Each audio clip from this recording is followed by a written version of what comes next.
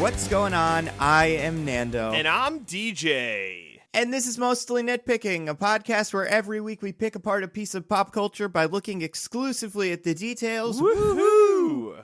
This week, a movie that was suggested to us as part of our extra live stream donation option thingy.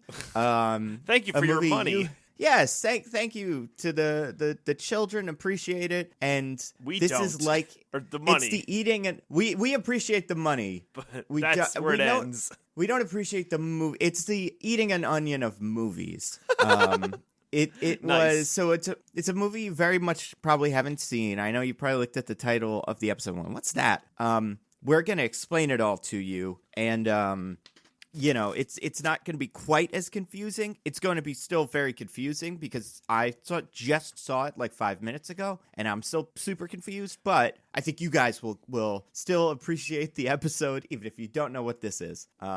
Before we get to that, DJ, how have you been doing? Quite well. How's your week been? That's good. I also just watched this movie. Like you did. I don't know if we're going to talk about it on this episode or a following episode, but Disney Plus came out this week, so I've been watching that like a crazy person, obviously. Yep. Just a lot of stuff. Oh my god, Gargoyles, X-Men Evolution. Yeah. I started watching Runaways because I was reminded that was a thing, and you had told me it was good, and I said, all right, let's do it. So I watched the first episode of that. Just so much content. Runaways is fun. I think that it takes a kind of weird turn at the end of the first season. I think that's why I never picked up on the second one, but I really want to because there's a character that I know is coming up in the third one that's kind of interesting. I'm like, oh, you know what? I probably do need to get caught up. I have taken a similar kind of detour or similar kind of path through Disney Plus of just, hey, look at this, I'll watch that, and then, hey, look at that, I'll watch that. But yeah, I mean, one of the things obviously will be my rec for this, episode.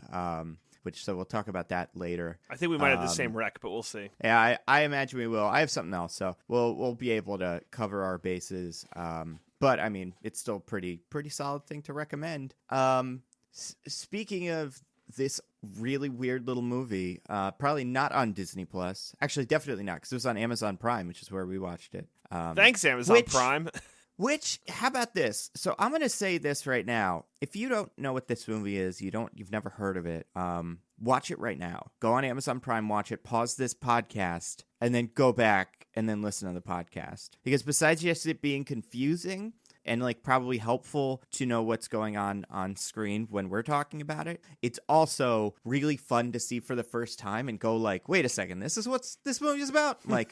It's pretty bizarre. So I would say if you have the time, watch this movie and then listen to the podcast. And look, but let's be honest, you have Amazon Prime, if not yours, someone else's. So give it a whirl. See what happens. I'm sure, and maybe there are other places to find this movie. Maybe they just gave it away to everybody. Maybe this is on Disney Plus, even though Disney didn't make it. But it's pretty insane. So that's your warning. We're gonna talk about this movie. There's not spoilers. I don't care about spoilers. So we're not gonna go from the end of it to the beginning, but we will kind of work through it chronologically. So if you don't want to be spoiled, you can listen to the beginning and then kind of go from there. I would say the biggest spoiler happens about 20 minutes into the movie, and that is what the movie is. Yeah. And then it's kind of predictable, but still really weird because you have to start from a weird premise. To be clear, and if anyone's confused, this isn't secretly a horror movie or a backdoor Unbreakable sequel. It's just a rom-com, I guess, with a really weird premise. Yes. So don't go in expecting an insane twist, but go in expecting one of the most strange pitches for a rom-com I've ever heard of. And I don't watch that many, but I know they're usually simple-ish. It's usually the same basic story in a different setting with different actors. I don't think they've ever made this before, although I do think there is one thing that this very much takes inspiration from, but it is not a rom-com. We'll talk about that. So DJ. Oh wait, can we explain? Yes. I want to first thank Jeff. Oh yeah. Thanks, Jeff. Jeffrey B. You are the person who donated to the campaign, and you are the reason we watched this. movie, and you did apologize to me in our Twitter thread where I just covered this with you, so apology accepted. What were you saying, DJ? Oh, I was just going to say, yeah, I haven't watched a ton of rom-coms, but I don't know. I cannot think of a time that this was used as a reference point, like of like this premise. I cannot recall, so I don't know. Well, so before we get into it, DJ, do you know the thing that I think the writer of this movie watched immediately before writing this movie without realizing that that's what this movie is pretty much about? I don't. Okay, then we'll talk about it. Okay.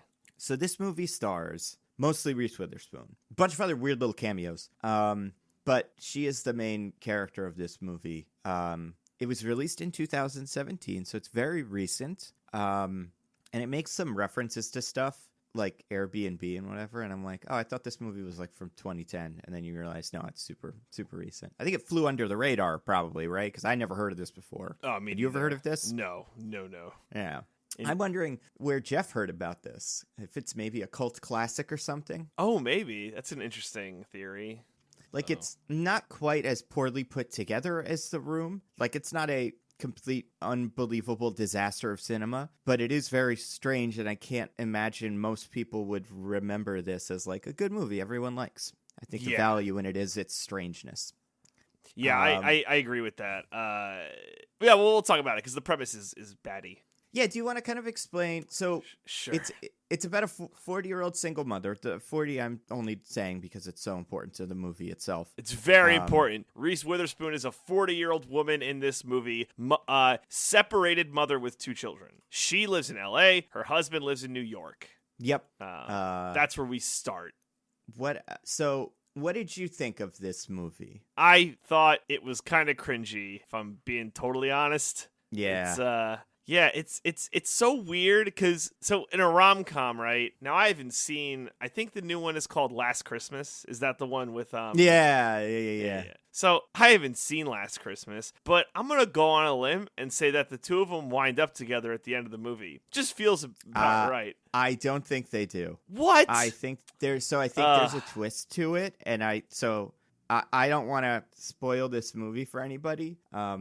But if you watch the full trailer, it's pretty clear what's going on. And it's not like supernatural, but it's a little... Okay, wait, do you want me to spoil the twist for this movie? Yeah, I don't care. I guess spoilers for this Spoilers movie. for... Yeah, another movie that has also been... Someone reviewed it as like one of the worst movies they've ever seen. So maybe we'll end up doing that in the future. So Last Christmas, it's based on the Boy George song. It's kind of a Boy George like musical, but not really. But I think there's a fair amount of his music in it.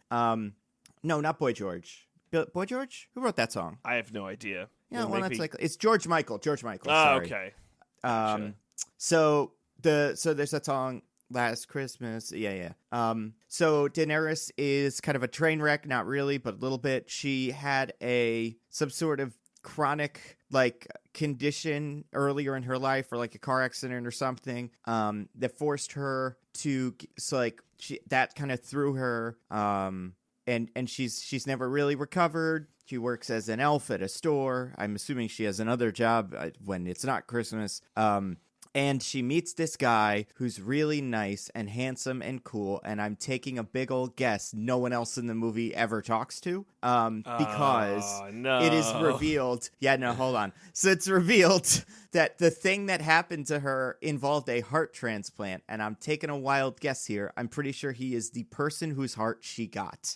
Who is like, come on, Daenerys, get your life together. Because, but if you go one line deeper in that song, it's Last Christmas, I gave you my heart, you know? Yeah. And that he's definitely your heart donor or something. God damn it. Yep. So if you didn't need to see, I mean, listen, it doesn't seem like it's very good. We might end up doing it in the future. Next year after the stream. Jeffrey, keep that in the back of your head. But yeah, so that's Last Christmas. All right. But I know what you mean. Like 27 dresses or Crazy Rich Asians. Like they're gonna wind up. Really huh? Is it like a rom-com though? Isn't it?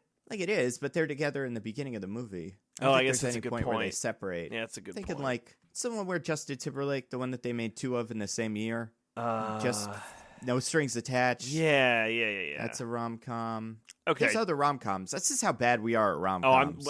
I'm terrible. It's like my blind spot. But anyway, with my limited knowledge of rom-coms, the couple winds up together at the end of the movie. In this movie, there is no fucking way the couple is going to wind up together at the end of the movie. It's just not going to happen. Yeah. Not allowed. It resolves the plot. Once you learn what's going on, the plot has to kind of resolve. It just gets so confusing that you're kind of like, well, how can this end? There's like 3 ways it can end. One is crazy hippie commune. Mm-hmm. One is someone secretly doesn't exist. They're a Last Christmas, but probably not. But every so often something like that will come around. And then the third one is what ends up happening. So that becomes the most logical option. But, you know, it just, as when starting the movie, you'd never see it coming.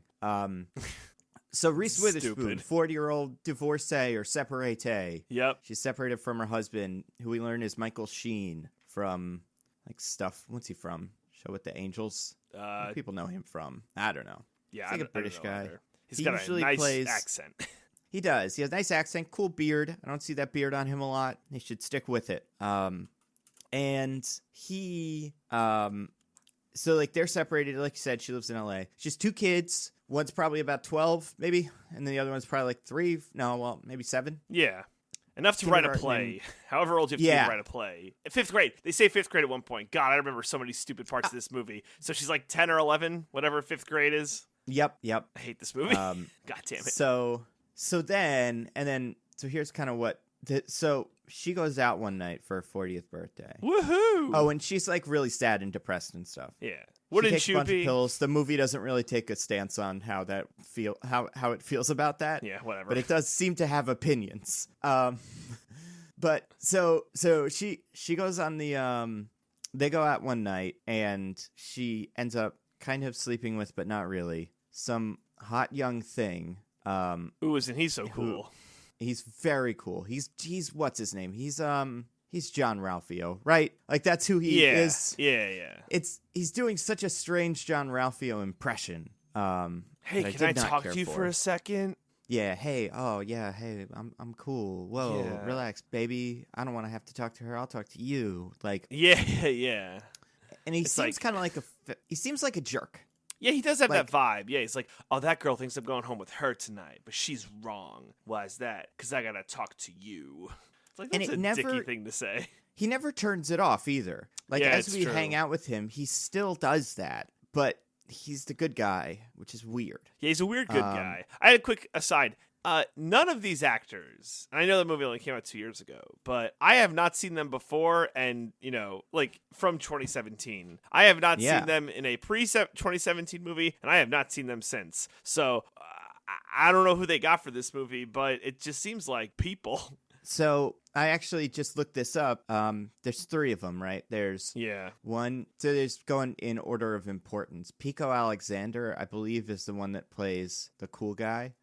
He hasn't been in very much. It's hard. I couldn't find anything that I might have seen him in. Okay. Apparently he did a voice in Red Dead Redemption 2, so there's that. But yeah, nothing of consequence in my mind. And I'm pretty sure this is the guy, even though it's an IMDb picture. I'm not convinced. It's got to be him. He has like hair, really unconvincing hair. Oh, that's him, yeah. You know who he kind of looks like? I mean, he kind of looks like Jon Ralphio.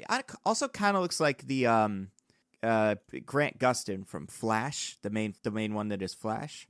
I just noticed that now, but very similar, like kind of, I don't know, face and like young youthfulness. Can't tell how old he is. He seems young. Okay.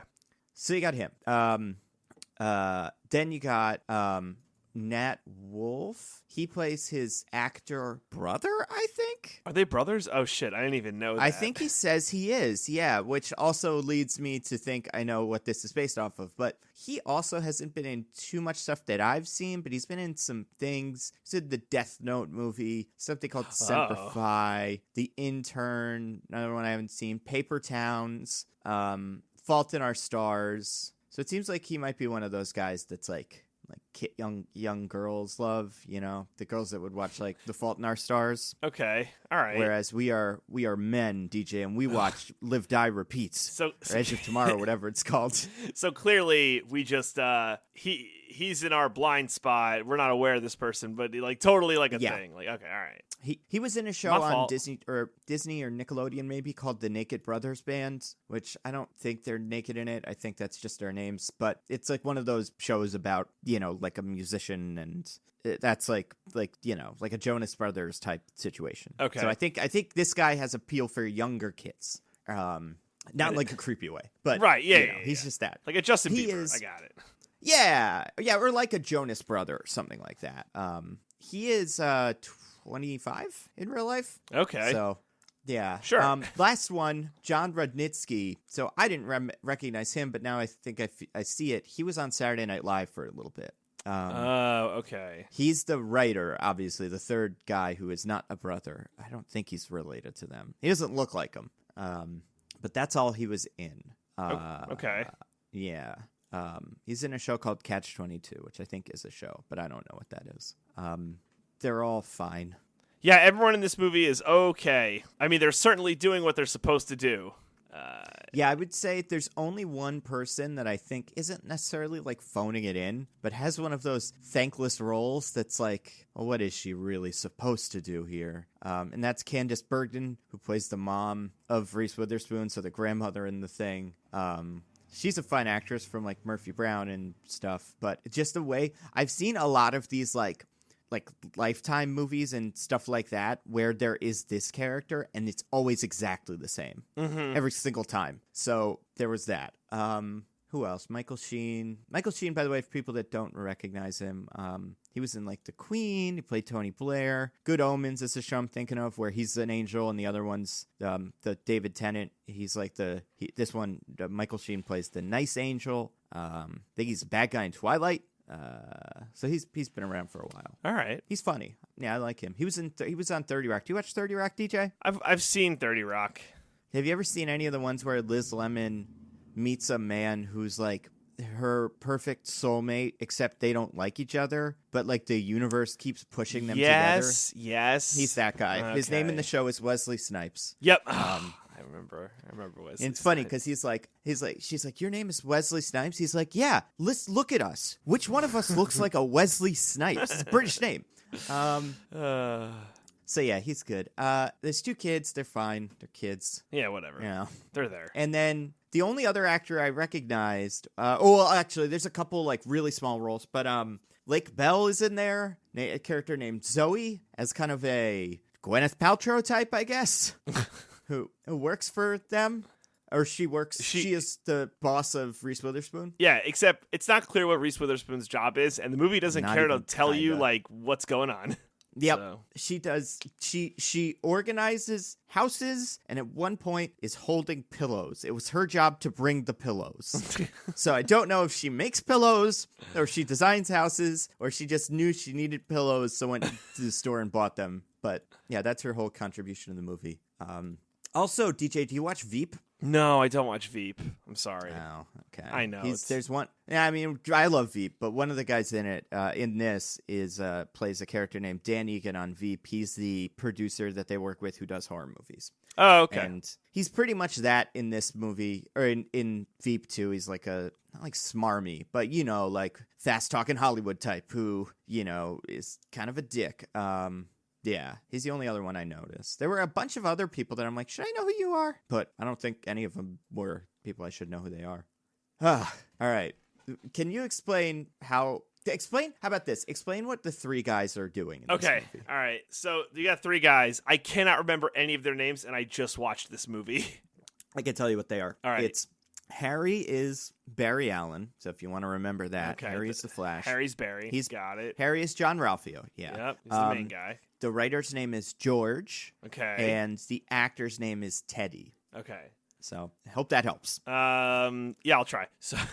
So the three brothers are three aspiring filmmakers. That's what they want to do. They want to make film. And they go out in LA, they're at a bar, and they're partying with Reese Witherspoon and her friends for Reese Witherspoon's 40th birthday.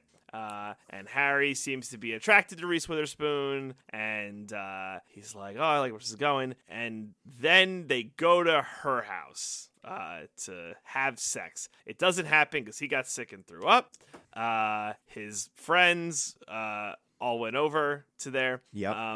And by this point, I think we established that like they had a meeting, like they've made a movie, and I think they're trying to get it sold or whatever. They made a short film that they were trying to get sold and produced as a feature film. Right. And everyone's like, we gotta pizzazz it up with more pizzazz. Yep. Pizzazz, very important. And they're all like, It's no, so important these days. They're like, no, we're artists, but which, like, fine, it's whatever.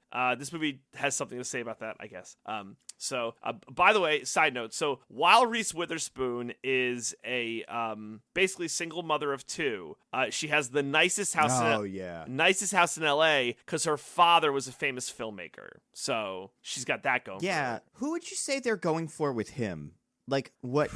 Is there a filmmaker you can see him as being? Like a foreign filmmaker? I don't know, yeah. Like a Woody Allen, but not without the creepy, yeah. Stepdaughter, maybe? yeah. Yeah, maybe. Yeah, he had a one of those looks, or like Ivan Reitman, maybe. I don't know. But yeah, 70s filmmaker, cool guy, you know. Like he almost looked like a young Steven Spielberg. Yeah. But yeah, he's historical, and he made movies that these nerds like or no. So, right, so they're all, like, super into him. So, it's the next day, Harry and Reese Witherspoon don't have sex, but they're all in the house, and one of the guys, I forget who, is like, oh my god, your dad's this guy, so Reese Witherspoon, mom's mom comes home with the girls, and it's like, oh my god, we've been found out, blah, blah, blah. And the guy starts sweet talking the mom, like, oh, I saw you in the movies of the guy that we like. And basically the mom convinces Reese Witherspoon, her daughter, hey, why don't you have these three strangers, who, by the way, your father would love, just have them live in your house. Just have them live in your guest house, right? Nothing could go wrong there. And she's like, Mom, what? That's crazy. And they do it. They fucking do it. And that's the movie, and they all become little Mr. Moms. Yeah. Really. Well, mostly Mr. Moms. The one that's Harry doesn't really do that, but the other two do. My favorite was, Reese Witherspoon is debriefing her friend, right? Like, oh, what's it like? Blah, blah, blah. And she's like, well, so-and-so's he used to be at the Genius Bar, so he's great with tech, phone stuff and set up my website. So-and-so's great with the kids, and the Harry bones me all the time. So her friend's like, oh my god, you have tech support, a nanny, and sex. That's the best thing ever. I was like, yeah, I guess.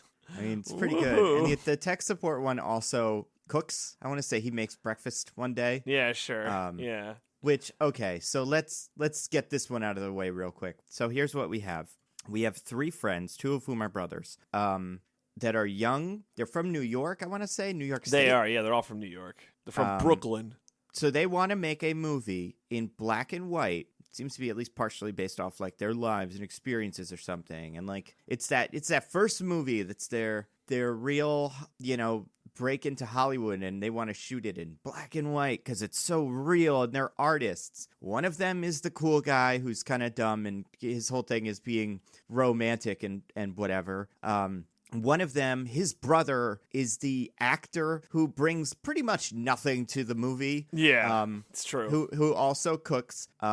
And you watch him and you're like, this guy can't be an actor. Like he's barely. I'm not believing that he is an actor that is in this movie. So like you're like, what does he like? It's easy to pretend to be a writer because a writer can look like anything, and be anything. But this guy doesn't. He doesn't seem to be like the Tom Cruise. This guy, he is described by his brother as the greatest actor of our generation.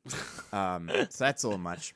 And then their third friend is like the less handsome one. He's not like, he doesn't look like them. He kind of looks like more Irish, and he's the one he's like the voice of reason. And in this he writes, but he also, that's about it. And their whole movie is them trying to make a movie, that is this black and white movie. Like that's their journey, and that's their goal.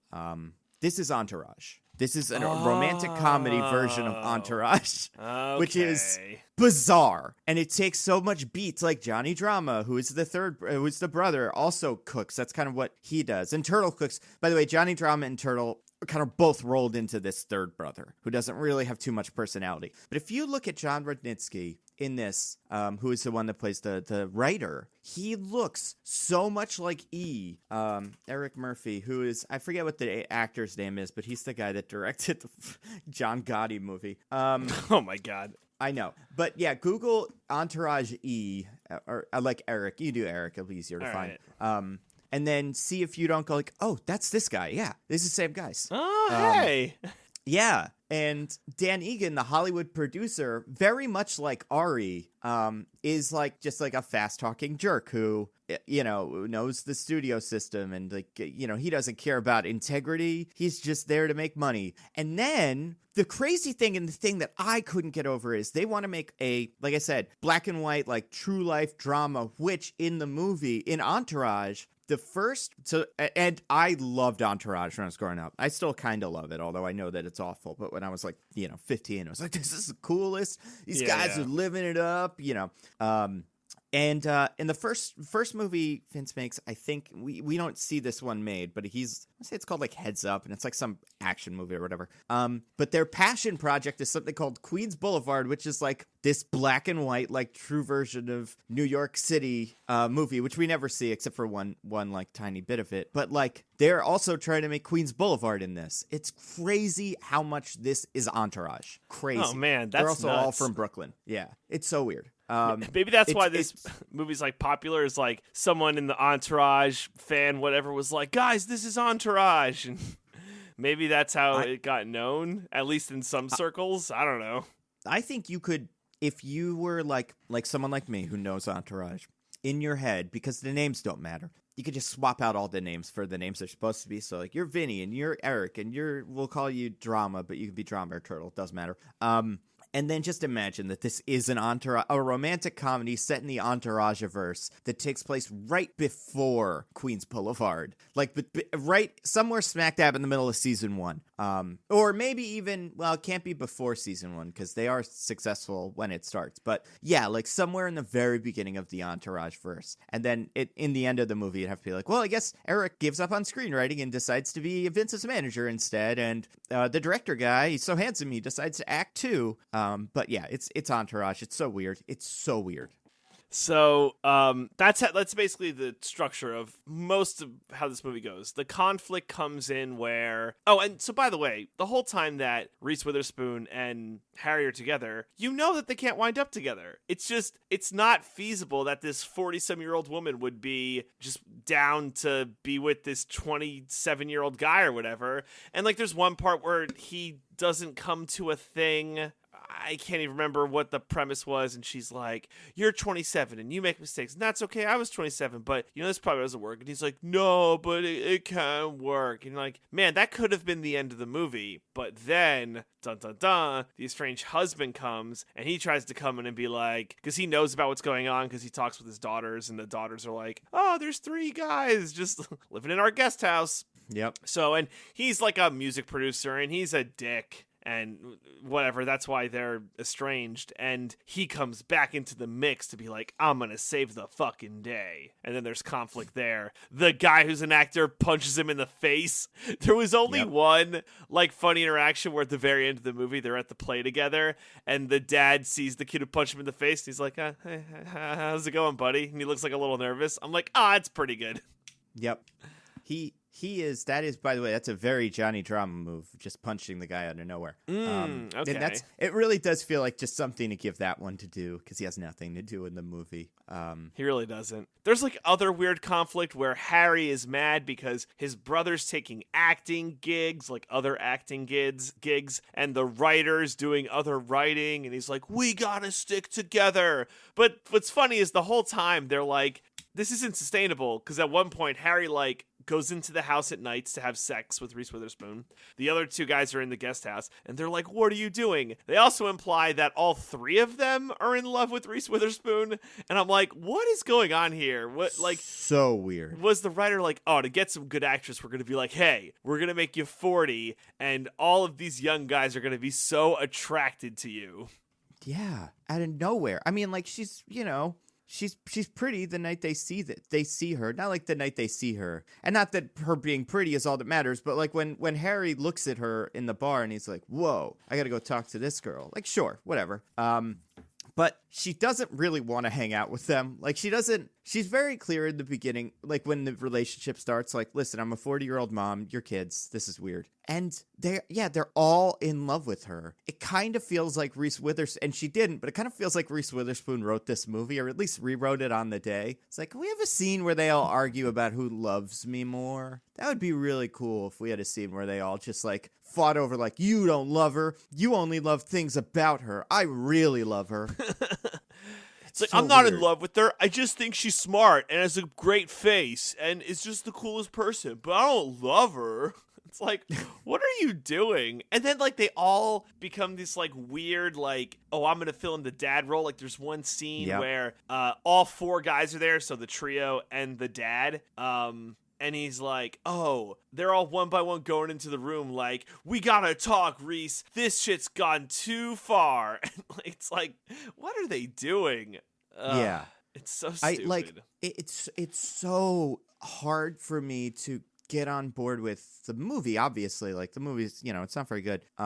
Also, like, I mean, there's other small things about the movie that are weird. The color in the movie is really weird. A lot of stuff seems very oversaturated. To the point where, like, there's scenes where, like, characters look red. And I'm like, that's way too much. Turn that down a little bit. But, that's like a smaller thing. There were also some weird ADR misses in, like, at least early in the movie. That I, like, noticed, and it threw me off. So I wonder if this was, like, a quick put together. I mean, I don't know, but there were definitely some, like, weird mouth moving where it's like, hey, John, but the mouth was like, hey, like, whoa. Yeah. What's going on there? I can totally see that. Also, this is shockingly first-time writer, first-time director. Like, same person, writer, director.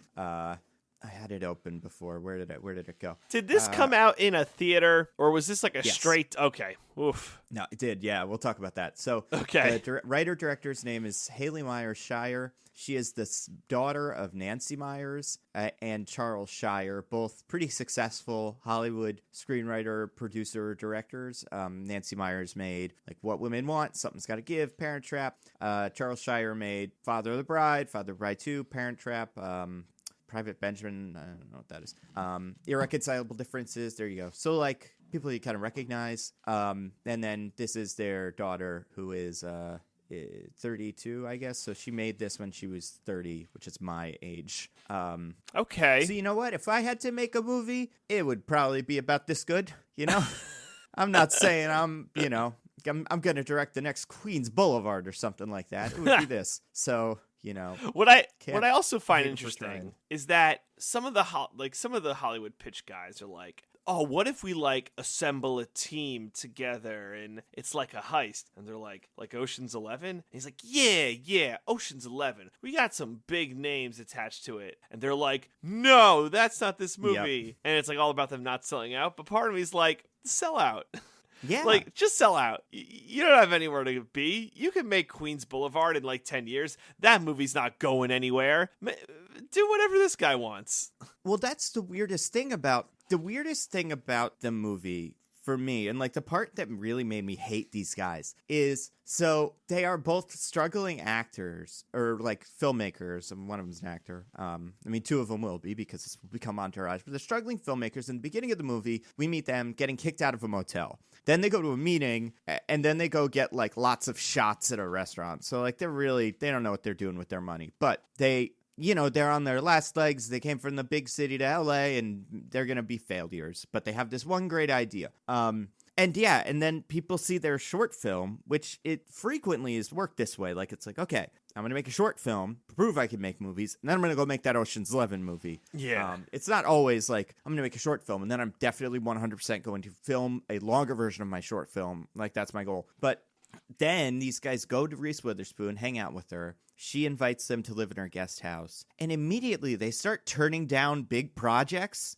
And I'm like, you freeloaders, take some work, get some money, get your own place. How long are you going to stay here and just live in her guest house rent free? All you have to, like, obviously you're all, doing those 3, your tech support and sex whatever, and Mr. Mom, I guess. Childcare. Yeah. But so you're doing those 3 things. So I guess you bring some value to the table, but like, I feel like if you were in that situation and you were just a waiter, right? You wanted to wait at a fancy restaurant, and then your friend let you crash on their couch, and then you realize that they went to a lot of interviews for being a waiter at places that weren't that fancy restaurant, turned them down, you'd be a little pissed off. You'd have a right to be like, guys, take some work. Get out there. I'm not going to take care of you forever.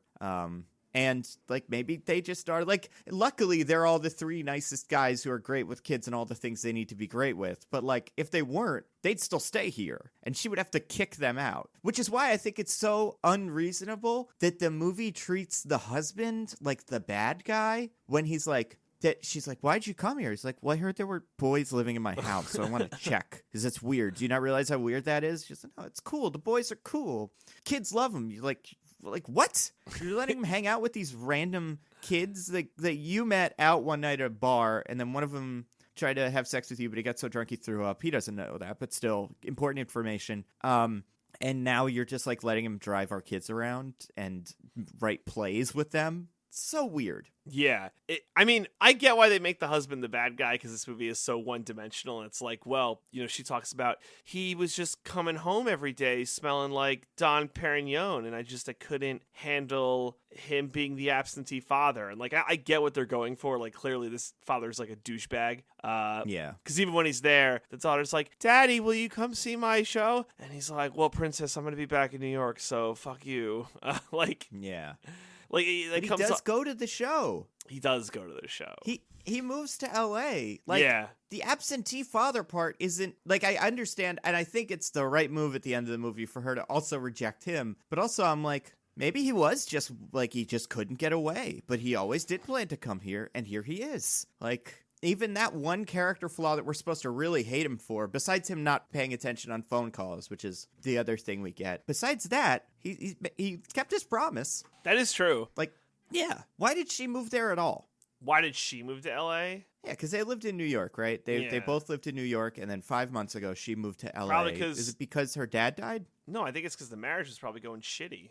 It seems like a pretty extreme thing to do. I'm going to move to a separate coast. I guess it's because she already has that house, but, like, it's like, oh, I can't go see the kids. I still live in New York because that's where we live. You're the one that took the kids to the West Coast. It's hard to get there. If you took them to Connecticut, I could probably come see them a lot. But, yeah, like I found that quite strange. I mean, there's, like, they don't establish it at all. There's, like, some clues, like, oh, maybe she had a better shot at getting a job out here. Maybe her mom could help more with the kids or something like that. Because, like, he was just not being helpful. Yeah. Or, like, maybe she really wanted to get a divorce, but she's like, oh, I'll just move first because people don't want to get divorced. She does get the divorce, so hooray. Yep. Can we talk about the ending of the movie? I think we have to explain a couple more things before we get there. I'm trying to think, like, whatever. Trying to think what other beats happen in the middle of the movie. So the relationship with the kid is really weird. Oh, true. By kid, I mean 27-year-old, and that goes in some weird directions. So it starts, they hook up, and then he becomes her, like, live-in boy toy kind of guy. He misses the dinner, like you said, because he's having a meeting. Pretty reasonable. He wants to get work. He wants to get out of your guest house, and she gets mad. And which, he should have told her, but whatever. And then they, like, break up. And this is the big question I had finishing this movie, and I'm really interested to see what your guess on this is. How long is the movie? A week? Oh, a couple days? Oh, I was gonna say, like, a few months. Really? Yeah. Oh, yeah. Okay. What makes you think that? Because I just don't think that those relationships could have been established. So George is the one who's the writer, and, like, he really helps one of the kids. And, like, I feel like the relationship that they have, like at the end of the movie, she gets over stage fright because of him. Like, I feel like those relationships don't happen overnight. It just doesn't seem feasible. They have gone from her writing a play to the play, and the play has multiple characters with sets and costumes and stuff. So, yeah, that's fair. This movie could be a full school semester, because the other thing about it taking place in L.A., the weather doesn't change. So, like, yep. this movie could take place over the course of a year. It's totally feasible. But it could also take place over the course of a week in terms of, besides that, things like that. There's no indication that this isn't like a couple of days. And if that's true, it's insane. I mean, it's just insane how quickly, what's his name? Harry falls in love with Reese Witherspoon. Yeah. And how clearly she's like, yeah, but like, no. Like, we're not in love. Oh, yeah. You're just a kid that has sex with me because that's what I keep telling you to do, and you keep doing it, but... This isn't, you know, but he's so weird and like clingy. It's so hard to not be like, he's the bad guy. Yeah. I mean, they're all the bad guy. Yeah. She's not, but I guess that the rest of them are. Or they're all good guys. Yeah, kind of. I don't know. But so there's that. There's the writer and the writer and the actor both get a separate job, and he gets mad at them, like you were saying. And he's like, whoa, you're not supposed to take other jobs. You're supposed to only work with me on our movie that no one will buy. And, like, the weird failing. thing, too, is the movie gives you a dose of reality where, like, what you were saying, like, well, we have to make money. We can't live here forever. Yeah. And the other reason I think it takes, like, a long time is Reese Witherspoon's at a party talking to her friend. And that was the whole, sex, tech support, and all that. The guy's real good friends with your daughter. That, like, it seems like one of those things, like, it's been going on a lot longer than it should have. Because, like... Yeah. At some point, it has to be weird, right? Because you can imagine... Because even the mom, at the beginning of the movie, when the mom's like, let him live in your guest house for a month. And Reese Witherspoon's like, a month? Mom, what are you, crazy? And then she's like, a week. Let them get on their feet. Your father would have loved them. Mm-hmm. And then, like, that... Right, like a month would be crazy, but the way the movie goes, like, maybe it was half a year. So maybe time passing in the movie, though, they do eventually move out. So yes, it could have been that they were in the house for less than a month, and then the other 4 months that the movie takes place over is them in their own spot. Yeah, it's true. Because they don't sell this movie. I don't know. I think this movie takes place over a really short amount of time because they don't sell this movie. The first thing that happens is they have a meeting, then they have another meeting, and then at the end of the movie, they have a third meeting with this guy that still doesn't know anything about their movie. So they can't have just been waiting. I mean, they could have maybe, but it feels like then they'd have to be waiting for literally like months just between meetings for no reason. Yeah. And everyone keeps saying, like, oh, man, we want to make your movie. It's so great. Let us make it as quickly as possible. Which means that they've been sitting on this thing when they could be making Young Ocean's 11. I know that apparently these guys want them to make Young Ocean's 11. Just let them do it. As a pitch, I don't hate it. I think Young Ocean's 11 could be fun. It's like that movie where they try to steal the SAT questions, I guess. So there's so many, like, if this were like real life, a starving artist, you know, a movie producer comes up to you with anything, you're like, we'll take it. We've been eating canned vegetables for 5 months. Please, we'll take it. No one's gonna be mad at you. No one will hold it against you. Take this Young Ocean's 11 movie, turn it into something, and then get your dream project made. That's how it works. So entitled. What a silly movie. I know. Another thing about this movie that's really fun, it's full of that crappy dialogue, especially because it's about movies, and the person who wrote the movie has parents who wrote and directed movies, which is why I would assume this would maybe be better, but it's not. It's got all that dialogue where, like, the Jon Rudnitsky, whatever his name is, the one that's E, will, like, find an old film script and be holding it, and then Reese Witherspoon comes in. She's like, what do you got there? And he'll say, like, oh, man, this is one of the classics, one of the best movies ever. It was in black and white. It was so cool and edgy. Like, no specifics. The kind of the same way that, and I think we talked about this on the show before. I can't remember what we were describing, but, like, where in a movie they want to describe football, and it'll be like, oh, man, I remember that football game. Quarterback dropped back, threw a pass, touchdown. Great game. Like, there's so much of that, like, non-specific film jargon that when you find out that the writer of this lived that life, you're like, how? How could they not come up with anything more specific and, like, real? This is your life. So let's talk about the end of the movie. Okay. So basically, the guys move out. Reese Witherspoon and the husband get divorced. The play that all 5 of them go to see together, or 6 if you include the mom. They're all one big happy family or whatever. The daughter writes a play apparently about them, which I think is like, whoa, have we introduced trauma or something like that? It's when this kid in the beginning of the movie, do you remember that scene? So like they're in the car going to school, first day of school, and the daughter's like, I'd like to get antidepressants because I think I'm depressed. Yep. I need Zoloft and like all that stuff. I'm kind of like, that's a little weird movie. I don't know what you're trying to say. And the movie's not trying to say anything about it. But this kid's at least definitely going to need therapy after this. Like this is a very strange experience that honestly, like, child services should probably get involved to some extent. When I was young, my mother got into a relationship with a young man and his 2 friends, and they lived with us and raised us for the better part of a year. One of them hit my dad, and now we're all friends again. We all have dinner together and smile at each other for way too long without saying anything and just laugh and laugh and laugh. Oh, man. But so the play. Let's talk about I like the play so funny. Yeah. Well, what about it? I just like the setup to it, or like the drama associated with the play. I wrote this down. The climax of this movie is so fucking stupid. So I don't know how they get meetings scheduled, but they're like, we're going to be at the play. We're going to be at the play. The little girl asks George can be at the play because they're like best friends now. He's like, yeah, I'm going to be there. So they have a meeting, and like the meeting goes poorly because the guy's like young Ocean's 11. And then Harry goes, hey, we got to go see a 5th grader's play. So fuck you. We're out. If the producer was like, oh, I love Lost in Brooklyn or whatever. I love Black and White. I love it. And like they had a 2-hour meeting. Were they going to miss the play anyway? Because they make it seem like they leave to go see the play. But if it was a good meeting, they would have missed the play. Like, do you get what I'm saying?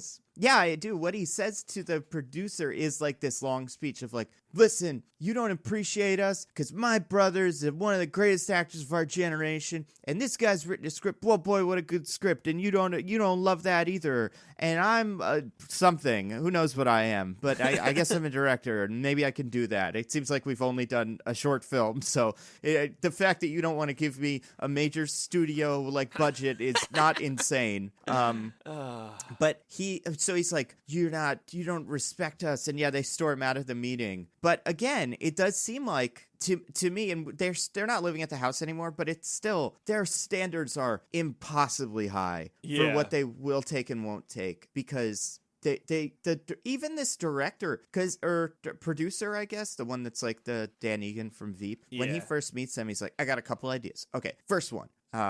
What were his ideas? They were bad. Found footage love story. That was the second one.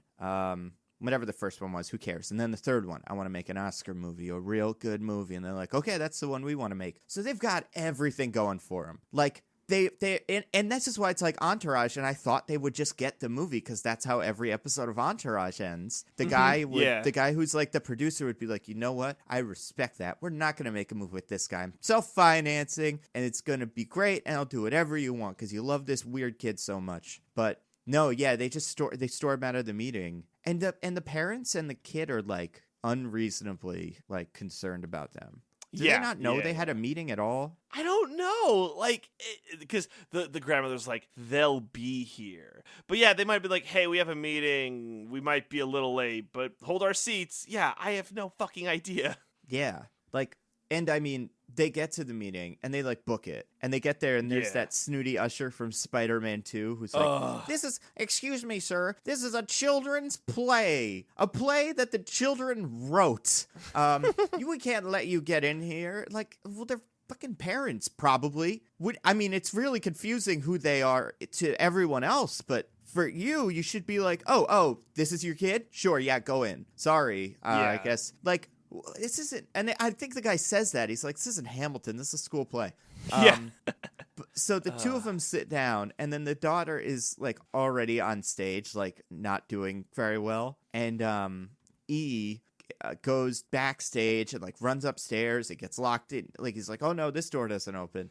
It's such weird extra drama to like pad the runtime. And then he goes backstage and he meets the drama teacher.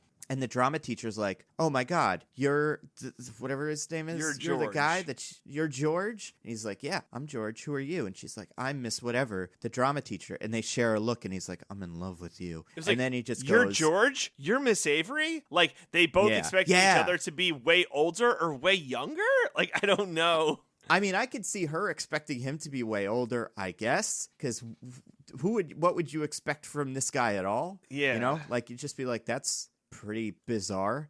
As far as drama teacher goes, who knows? But yeah, so they're in love now. And yeah, and then they just, and then he says to her, he's like, hey, I'm here. And she goes, and then she does the play perfectly, and she's good. The other weird part is, so the girl isn't sure whether she should do the play or not, and the George convinces her to do it. It's like, what do you got to lose? But the weird part is she's like, well, I feel fine about writing it, but if we have to write it, we have to perform in it, and I don't feel good about performing. School, what are you doing? Not all writers need to be actors. Why are you making these poor kids who want to write but maybe not act in their written play? That seems messed up. Is this like a drama school? Well, it's LA, so I'm sure they're all drama schools, right? I would imagine, yeah, that feels insane that you'd just be like, hey, you never written a play before? Here's what we're going to do.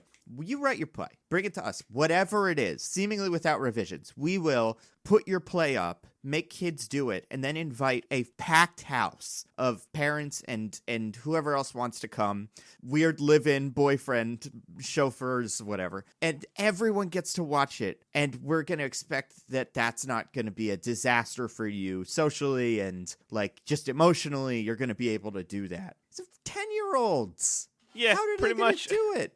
Can yeah. you imagine being a parent and having to go to other kids' plays? Oh my God. And torture. It might have been a good play, because at the end of the movie, they're having dinner, and the little daughter, who she's not really featured in this movie, she goes, "It was about us, right?" So if that fifth grader wrote a coherent story about their situation in play form, might be one of the greatest young stars of a generation. I agree. I think everybody in this movie is amazing at everything they've ever done. But they refuse to show any of it in the movie because obviously they're not. But that one really got me because the only things we get from that besides her starting the play, and it starts like any other, I forget exactly what the lines are, but it's that same thing where it's like, they said you can't be a kid in Brooklyn or whatever, and I was, the end. They go home and they're all talking about the play at dinner in at outside, all 9 of them sitting together, laughing and cool with each other and stuff. And then they're like, oh my God, that line about it was bedtime in the city that never sleeps. Ha ha ha! What a great line. I couldn't tell if they were humoring this child to give her confidence or they were all like, oh my God, so great. And if that's true, how much did what's-his-name write? What did he contribute to this? Oh, that's a good point. Is he like that dad that builds the Pinewood Derby car for the kid? And everybody else's kid play was the Goldilocks and the Three Bears. And then hers was, Glengarry Glen Ross or whatever. Yeah. That seems unfair. Usually, I mean, maybe it is LA, so maybe everybody has a live-in writer who can help punch up their script. Yeah, but it's like what Lance Armstrong said. Everyone's doing steroids, man. I just gotta keep up. And isn't there a bit in the movie where someone's like, I'm an actor, and someone's like, it's LA, everyone's an actor. Do you remember that? Which? I don't know. I might have imagined this line, but just the fact that someone brought up that everyone in LA was an actor. The mom. Oh, God damn it. The mom is talking to the boys. Yes. And they're like, oh, they're writers. She's like, it's LA. They're all writers. Everyone's a writer. I forget the context. Yeah. Oh, you know what else was funny that I forgot to mention? And we kind of mentioned this, but we didn't really get into it. The movie opens, or in the first, maybe at the dinner the girls are at, because Reese Witherspoon goes out with her 2 friends to this birthday dinner, and she's like, and I got a big client. I scored a big client for my whatever business, home design or decorating or whatever, and And she says, do you think this is going to be like all my other projects where I start something like photography because I think I'm good at it, but I really just have a ton of money and I'm not good at it, and I just drop it immediately? And they're all like, no, this house plan is so good. Yeah. And she does drop it, and the movie doesn't care. She quits because the Gwyneth Paltrow lady is mean to her. Kind of. She was kind of mean. She like she turned her into a babysitter, like on demand. Yeah. Maybe that's what she thought she was. Maybe Reese Witherspoon is just really bad at describing her job, and she's like, she brought her all these samples of like rooms and stuff for her child, and she was like, yeah, you could be a babysitter in that room. That whatever sounds you good. want. That's a very babysitter thing to do. Um, can we talk about your favorite line? Oh God, yeah. Let's talk. Can you describe like where the movie is? Because that's like 2/3 of the way through the movie, right? It's kind of late in the I game. believe that they're in the car. Reese Witherspoon is in the car with her kids, and I believe that the trio just got kicked out, and the dad's back, and like I think this is right after the breakup. Or the separation talk. Yeah. So it's like, you're out, dad's back, trying to salvage, and she's like just debriefing it with her kids. So they're just kind of talking out the current state of affairs. Yeah, and then they're like, is dad gonna come to dinner tonight or whatever it is, or come to the play or whatever? Oh, yeah. That's it, because the young daughter... Well, no, the playwright age daughter, the 11-year-old, it's like, is dad going to come see the play? And the mom's like, well, dad might be back in New York, so he probably won't be able to see it. Sorry. And then the 5-year-old's like, and what about the boys? Like, so this 5-year-old thinks they're the boys. Like, they're the boys. How do you explain that to people? And can you imagine if a friend of ours, like anyone we know, just said that they had 3 random strangers living in their house, that one of them does tech support, one of them hangs out with their kids, and then the other one is just having sex with them?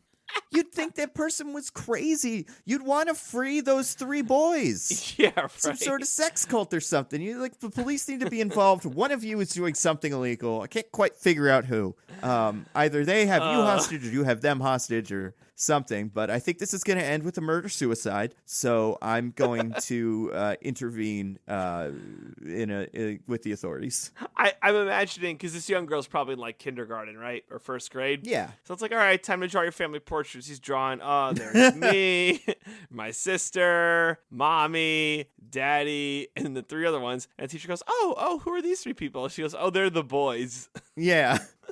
The that'd boys? be so great if they did like a family tree and then she just drew another tree next to it, not connected to any of the other trees. Where'd that tree come from? Oh, it just, like, mom brought it home one night and now we have it.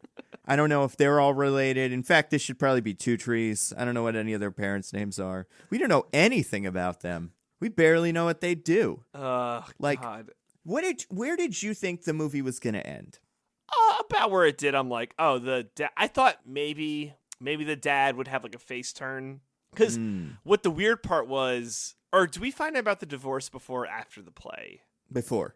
Oh, okay. I forget when, but I'm pretty sure the play is the absolute last thing, and then they go have dinner after the play and the movie. Oh, yeah, it's like cut to black, yeah. Yeah. So right, because that's like the climax. Like, oh, is George going to make it? Yeah.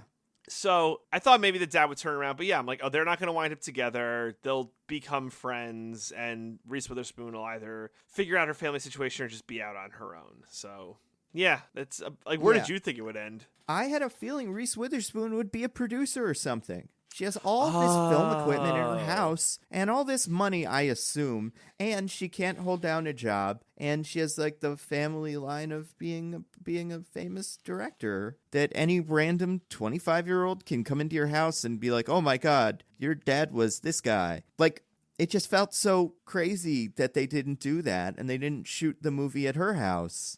But they didn't. That part of it doesn't really matter. There's so many things in this movie that kind of start and then don't go anywhere. Like that, very much. The job doesn't really go anywhere. Most of their play stuff doesn't really go anywhere. The husband thing kind of does, although, yeah, it's just resolved at the end. She's like, I want a divorce. We don't, George and the teacher, there's no like thing with them where they go on a date or she's at dinner or whatever. So who knows what happens with that? And listen, to be fair, the movie does make one point that I think like it's valid to explain why this movie is weird. Like so Reese Witherspoon's character is talking to her friend, right? Probably like half hour into the movie, and the oh, you know what? No, this is at that conversation where she's like, one of them has sex with me, one of them is a Best Buy employee, and the other one is the driver. The friend is like, and she's like, is this weird? The friend goes, well, I mean, a lot of guys our age are dating younger girls, so what's weird about that? And she goes, oh, you know what? That's a good point. Which, fair. But if you heard this story from the guy's perspective, it would definitely seem like an R. Kelly situation or something like that. Yeah, it's a great point. Like, I mean, it would be a porno or something. Like, it would be three girls. Oh, can my two hot friends come over? And then they're gonna live in the guest house, and we'll have sex sometimes. And then when you're off doing the rest of the movie, we're just gonna argue about who loves you more. That's a great point. Like, if the role, like, that's fine, right? You know, older women date younger guys. Older guys. That part of it is okay. Whatever. But like, I think the part of it's like, well, I mean, what about the other two who are living in your guest house and they're like raising your family? Like, isn't that like? Could you imagine if like a single dad had two boys or girls or whatever, and just these three UCLA students come in to raise the family and fuck the dad, and then like what happens? Here's my because they also all like eat breakfast together and stuff. What happens if all three guys bring home three girls that night? And then they're all like, is it like all 8 of them, the 2 girls, the mom, the 6, so like 9 of them all just eating breakfast together, introducing them to one another? Like, it seems pretty unhealthy. Like, I could see the girls being like, oh, are you the girls now? The boys have girls. Yay. And the girls are like, wait, what? They live with us. Now you guys are going to live with us because you meet them and then you're part of it. The girls be like, oh, shit. I was kind of confused when they explained this, and now I'm really confused and concerned. We should probably run because I have a feeling these pancakes are like poison. Something like that. Oh, man. Why? Like, there were so many little jokes that not only didn't land, but didn't even kind of go anywhere. Like, remember when Reese Witherspoon gives E the car, and she's like, can you drive a stick? And he's like, yeah. And then cuts to him stalling out a couple times, but then he nails it. Yeah. Why? Why bother with any of that? Yeah. Who was in charge? Who thought that was funny? That's been done a billion times before, and also it's not like he crashed the car or did anything that would create some sort of dramatic tension. So I think that's everything. If there's stuff we missed, it's because both of us probably blacked out in the middle of the movie because it's this movie isn't hard to follow. There's just random stuff that happens in the middle that has no sense. Like, there's a scene where they're on the beach and they're arguing and the two brothers just run into the ocean just because. And the scene has nothing to do with the movie. It's just there. Yeah, it's just like, I've never been in the Pacific Ocean. I want to get in the ocean. Like... Yeah, it's really weird. It's really weird how much this guy is John Ralphio from Parks and Rec. Yeah. Like he just sounds just like him. This movie is filled with just nonsense. Like, what? But yeah, I would say it's like, it's worth a laugh and it's very silly. And like Reese Witherspoon's like kind of fun in it. Like the bar scene in the beginning is like kind of fun where they're just like going like, woo! And like there's 3 people just dancing around to like party rock. Like it's unintentionally funny. Yeah, it is. The heck was that? No, I found that very strange. Yeah. It was like 10 people dancing in a room. They're like, let's go dancing. And then it seems like they just turned that same restaurant into a dancing restaurant. Yeah. And like not for the purposes of the restaurant, for the purposes of the movie, by taking out all the chairs and shooting it from a different angle with different light. It looks so weird. Yeah, the movie's filled with like unintentional comedy like that. It's very strange, but like very it's on Amazon strange. Prime. Throw it on in the background. You want to watch a silly rom-com? It's it's something. Especially if you're an Entourage fan, I think there's something for you. I really do. Yeah. That's a good point. Cool. So, DJ, do you want to get to our classic segment? I would. It's time for recommendations. Woohoo! Woo! All right, DJ, what do you got to rec? So I got 2 quick things. I think we share one of them. The Mandalorian on Disney Plus. Oh my God. I know it's only 1 episode, but I'm so in love with it. Maybe we'll do a deep dive like at the end of the season or in the middle of the season or something like that. I know episode 2 just dropped, but I said this while I was watching it and Michelle said the same thing. but it feels so much like it's in the Star Wars universe, and there's parts of it, I don't want to get into specifics, it's better to experience it, but it feels like such a genuine Star Wars experience, and I forgot how much I missed that and longed for that, and it's great. It's so good. I agree. I think it really feels, I mean, it's so hard to say. It's always been so hard to say, like, this feels like a Star Wars thing, you know? Like, oh yeah, we've like argued about that before on our Star Wars pods. I still don't think they've figured out what it is.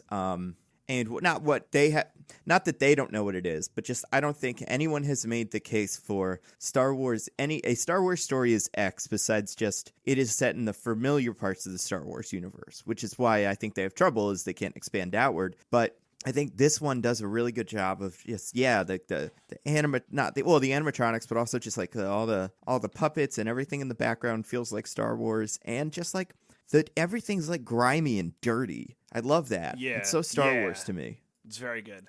Who do you like the best? Who's your favorite actor that showed up? 'Cause there were quite a few guys that were in there for a second or two. Nick Nolte was so good. So funny. He has spoken. He has spoken. Love Nick Nolte. So, yeah. I mean, Werner Herzog's really good. Just like as a weird corner of that universe. I think Taika Waititi was great. I was not worried, but I was a little like, all right, when I heard he was in it, like, is this going to be Korg again? Like, is he going to be just a jokey robot guy? But no, he's like something completely different, and it's awesome. Yeah, he's phenomenal. So, we could watch, like, the second episode is out now. Obviously, we're both busy, but I am going to watch it tonight at some point. Yeah, me too. So yeah, really like The Mandalorian. Very excited to see where it goes. I'm sure we'll have way more to say once episodes 2, 3, 4, whatever come out. So good. So that's my one rec. And then my other rec, so PAX Unplugged is coming up, so I'm going to have a lot of new board game stuff to probably recommend. And I'd like to recommend one I've been playing a few times recently that I think is really good. It's called Innovation, and the idea of the game is you're a civilization, like building from Stone Age to future tech. And you do that by building up different competencies. It's a lot like the video game Civilization, but this one's a lot quicker, and there's more player interaction because it's a 2 to 4 player game or something like that, and you're racing because you like want to be like the first one to hit Stonehenge, and then you get a bonus. Or if you do all of your arts really good, you get a bonus. And there's cards that kind of help you accelerate, and then if you're really good at one thing, you could dominate the other players by being just better at that thing. So it's a race by using different cards that you can pick up to just try and get the best civilization. It's quick. It's a lot of fun. There's a lot of strategy that goes into it. So it's called Innovation. It's also not that expensive. I think you get it for like $20 on Amazon. Yeah, it's if you Google Innovation Amazon, that does not work. It's $16.21 on Amazon. So nice. Yeah. Great game. Totally recommend. And it's a nice little fun one you kind of pick up. So those are my recommendations. Cool. I want to recommend a show called Mandalorian. So good. Have not watched the second episode yet, but I think anyone would like it. I think it's the thing about it, to say one new thing, is it's slow. It's going for a cowboy kind of like guy walks around. It's not like Death Stranding slow, where it's like kind of almost purposefully boring to be kind of serene and nothing's going on. But it is very much like, it takes its time. So get ready for that. But I like Pedro Pascal a lot. And do you know that one of the first guys in it is Horatio Sands? I did not know that. He's the guy the blue guy. Yeah. I see. I had to Google now. it, but I was like, I know that guy. I know was who that is. Was the speeder guy anybody? Yes, he was Brian Posehn. I knew it. I freaking knew it. I knew that was Brian Posehn. I'm like, is that Brian Posehn? Because I haven't seen him in a thing in forever, and I freaking knew that was Brian Posehn. I saw him tweet about it, which is the only reason I would have completely caught it. Although I think it would have been the same thing. At least you could see that guy's face, so you kind of know who that is. Yeah. All right. But yeah. So that was good. The other thing, though. Oh, right. So I wanted to. I watched a movie this weekend. I watched 2 movies. Friend came over, and we really wanted to watch with Emily and I a movie called I think it's First Wives Clubs. So that's fine. But then afterwards, I was like, I want to watch something. I started this, and I was like, I can't do 2 of these in a row. So I was like, what if I wanted to watch for a while and haven't? So I finally watched a movie called Upgrade. Have you ever seen this, DJ? Oh, I've heard of it. It's good. It's really cool. It's by, oh God, I had it open. I looked this up. It's by a director who is a director who has a name. We all know it. We don't even need to say it.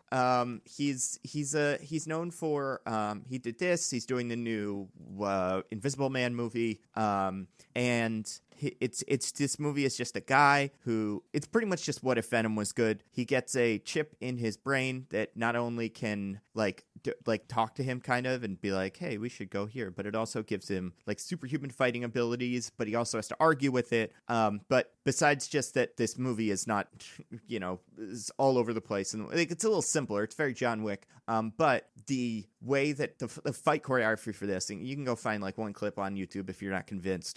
It's like the kitchen fight. Just watch a little bit of that. You'll see like it's pretty wild. It's super gory, which is fun. I didn't know that going into it, and Emily was quite surprised by the first super gory thing that happens. But I pretty much like completely enjoyed it. And if you want a fun action movie, this is it. So nice. I would definitely recommend Upgrade. I think you can find that on like HBO or something. This was one of the ones I didn't have to buy it. It was on some service we already had. So nice. Yeah. What are we doing next week, DJ? I was about to ask you. So, there's a thing coming out, right? There's got to be. I think like Charlie's Angels. I didn't go see it. I don't want to do Charlie's Angels. I mean, we me could. neither. We'll think about it. We'll figure it out. We'll let you guys know. Maybe we'll put up a poll. Next week will be Frozen 2. Yes, yeah. the week Not after. The week next. after. We have, podcast this upcoming week, and then the following will be Frozen 2. So we could do, quick update. So on the Eliminator Challenge, everyone lost in 1 week because the Falcons and the Dolphins suck. I forgot who said it on Twitter, but like Masters of Chaos, Falcons and Dolphins ruin our pool. Because the Saints and Colts are cowards. Yep. Well, yeah, they ruined it by winning. Well, the Saints lost. That's what I'm saying. The Falcons and Dolphins ruined it by winning. Oh, I got right. Yeah. Yes. So the winner via the tiebreakers. I'm sorry I don't have your name, but Crazy Stupid Love. So we're gonna review that at some point. Not necessarily next week, but at some point. So possible. Crazy Stupid Love. I've seen a bunch of times. It's good. It's a good romantic comedy. If you wanted a romantic comedy that's like cool that's true. And funny and breaks the mold. We could do back-to-back romantic comedies and really just like slap our friend who requested Moon just right in the face, like, look at the turnaround we're doing. Yeah. It's all about timing. The timing here is just too perfect. We'll see. All right, we'll see. We'll think about it. We'll let you guys know once we have a good idea of it. But yeah. So wow. All right. Home Again. Oh, also the song that plays in the credits the first words are like Home Again, and I was like, I was wondering why they named this title of the movie was Home Again. It's because of the song, probably. Yeah.